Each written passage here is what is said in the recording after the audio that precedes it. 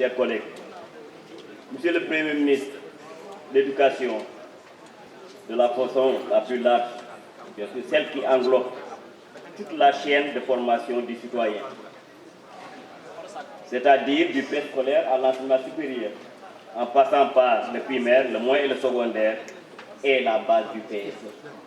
Si on ne prend que l'axe 2, qui est consacré bien sûr par l'éducation, elle englobe en plus de cela les autres axes, l'axe 1 et l'axe 3. Parce qu'on ne peut pas faire un développement sans un capital humain important. Ceci dit, Monsieur le ministre, vous avez beaucoup fait pour l'éducation, votre gouvernement. J'en ai que pour une preuve palpable, Monsieur le ministre, Premier ministre. En 2017, le gouvernement du Sénégal a inclus dans l'éducation de ses fils 601 milliards et quelques. En 2018, vous prévoyez 649, plus que 643 milliards. Monsieur le Premier ministre, félicitations. Ceci dit, Monsieur le ministre, ces efforts ne doivent pas être entachés par quelques petits problèmes.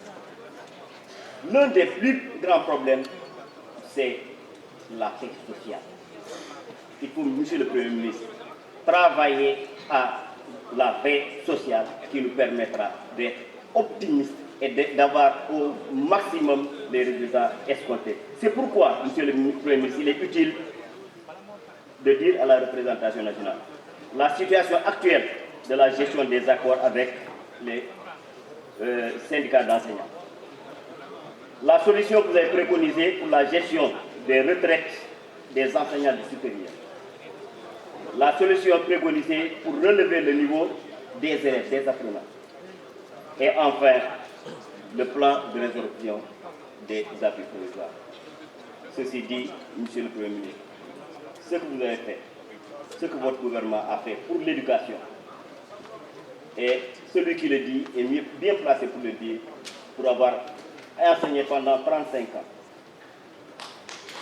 Ce que vous avez fait pour nous. On vous parlera de qu'est-ce que vous avez augmenté. Vous avez augmenté les salaires, vous avez diminué l'impôt sur le salaire, qui est une augmentation du salaire. Cela ne veut pas dire que les enseignants sont satisfaits à 100%, Monsieur le Premier ministre. Parce que l'enseignant, c'est l'individu qui, 24 heures sur 24, est au travail. Donc il faut vraiment travailler à améliorer les conditions de vie et les conditions de travail. Je vous remercie, monsieur. Je vous remercie.